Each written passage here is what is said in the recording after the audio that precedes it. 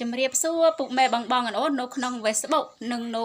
ទូទាំងប្រទេសខ្មែរនិងនៅគ្រប់បណ្ដាប្រទេសនិងនៅទីជិតទីឆ្ងាយនិងនៅគ្រប់ទីកន្លែងឃើញនាងខ្ញុំដល់ទីកន្លែងណានាងខ្ញុំជំរាបសួរទាំងអស់តែម្ដងថ្ងៃនេះនាងខ្ញុំមកតបខមមិនបងអូនគាត់ចូលខមមិនសួរខ្ញុំចង់មើលពីរាសីប្តីប្រពន្ធ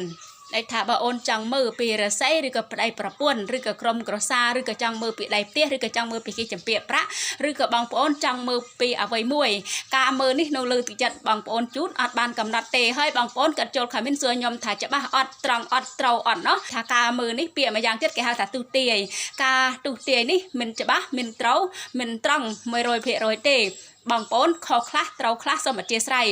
ចាដូច្នេះចាំបងប្អូនចង់មើលពីរឿងអ្វីមួយបងប្អូនចូលកន្លែងឆាតបើគាត់ចូលខមមិនសួរខ្ញុំក្នុងវីដេអូនេះខ្ញុំអត់ដេញទេវីដេអូខ្ញុំមានតែប៉ុណ្ណេះឯងជូនពរឲ្យបងប្អូនទាំងនៅទីជិតទីឆ្ងាយនិងនៅគ្រប់ទីកន្លែងនិងនៅទូទាំងប្រទេសខ្មែរនិងនៅគ្រប់បណ្ដាប្រទេសជូនពរគាត់ធ្វើដំណើរសុវត្ថិភាពនិងការរកទទួលទានមានបានត្រជាក់ត្រជុំគ្រប់គ្នា